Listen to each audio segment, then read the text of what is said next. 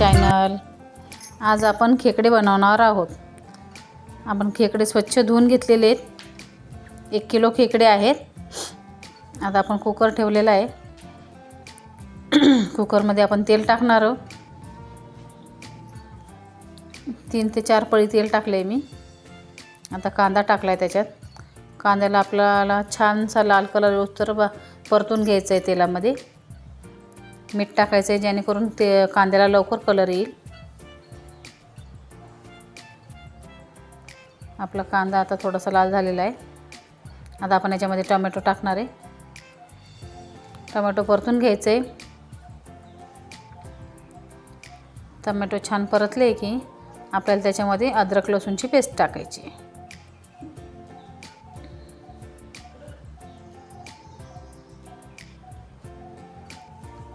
कांदा टोमॅटो असा नरम झाला पाहिजे छान.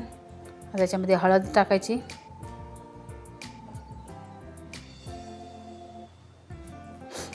मिक्स करून घ्यायचं आहे छान.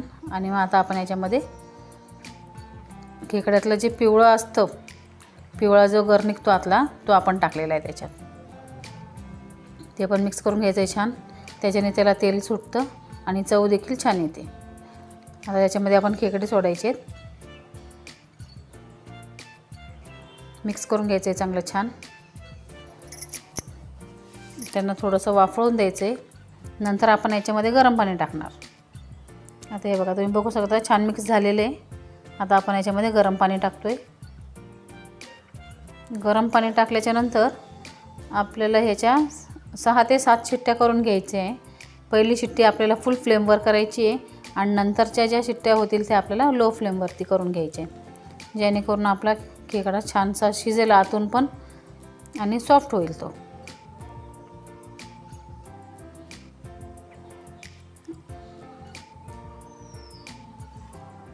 आता आपण मसाला तयार करणार आहोत. आता आपण कांदा भाजून घेतोय. साधारणतः 2 कांदे घेतलेले आहेत मी. कांदा भाजून झाला आहे आपला.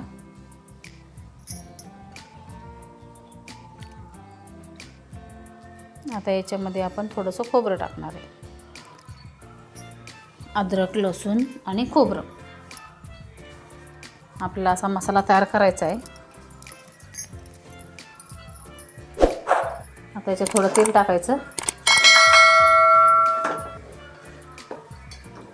तेल थोडं गरम झालं का अद्रक लसूण तेलामध्ये हलकीशी परतून घ्यायची. आपल्याला हलकासा कलर येऊ द्यायचा आहे त्याला. हलकासा गोल्डन कलर आला की ते साईडला करून आपल्याला त्याच्यामध्ये मिरची आणि खोबरं परतून घ्यायचे.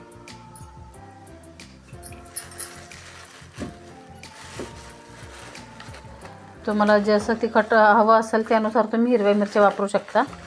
मी तर 8-9 मिरच्या घेतलेल्या आहेत. तुम्ही तुमच्या चवीनुसार कमी जास्त करू शकता. तुम्हाला जेवढ्या हव्या असतील तेवढ्या तिखट मिरच्या घ्या. आता आपण हरभऱ्याची डाळ घेतलेली आहे थोडी.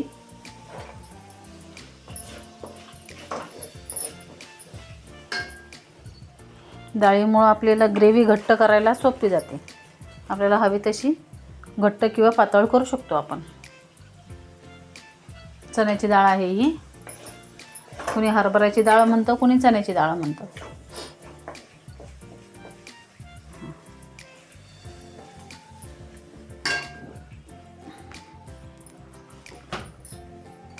आता आपण थोडं खोबरं भाजून घेणार आहे.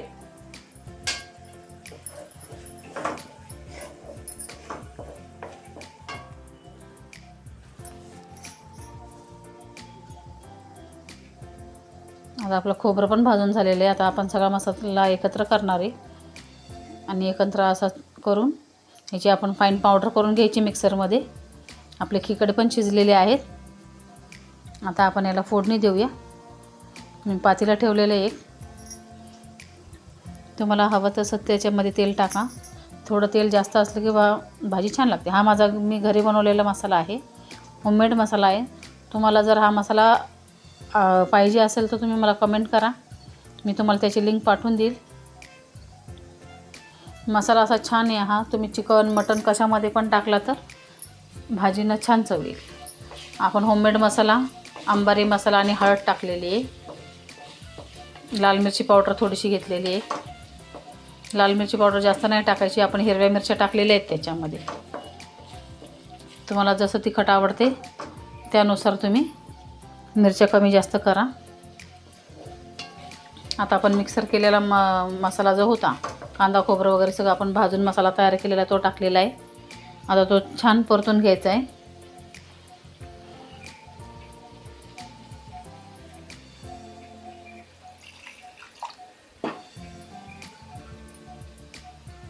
मिक्सर धुवून त्याचं थोडंसं पाणी होतं मी ते टाकले त्याच्यामध्ये. आपला मसाला वेस्ट गेला नाही पाहिजे.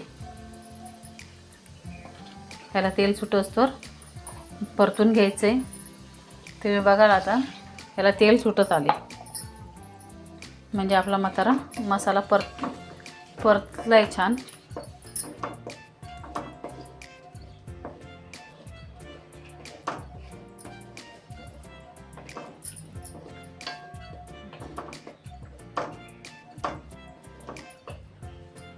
मसाला तेल छान सुटलेलं आहे. आपण आता याला मिक्स करून घेतलं आहे व्यवस्थित. छान असा मसाला फुटला म्हणजे तो छान शिजतो आणि भाजीला चवही छान येते. आता आपण ह्याच्यामध्ये बॉईल केलेले खेकडे सोडणार आणि चांगले मिक्स करून घ्यायचे ते त्याच्यामध्ये आणि ते परतू द्यायचे चांगले मसाल्यामध्ये. तुम्हाला हवं असेल तेवढं त्याच्यामध्ये गरम पाणी टाका. तुम्हाला ग्रेव्ही जशी पातळ पाहिजे घट्ट पाहिजे त्यानुसार तुम्ही त्याच्यामध्ये पाणी मिक्स करा आणि एक छान उकळी येऊ द्या.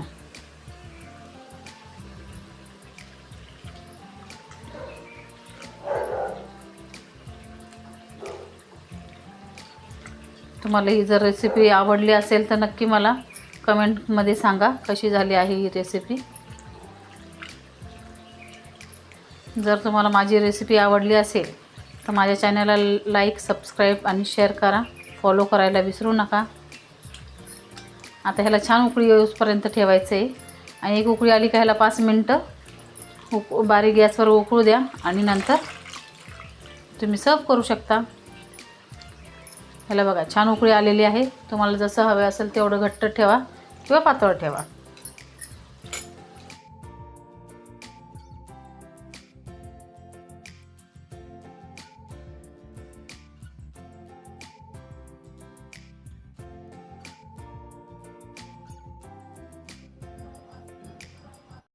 Thanks for watching. Bye bye.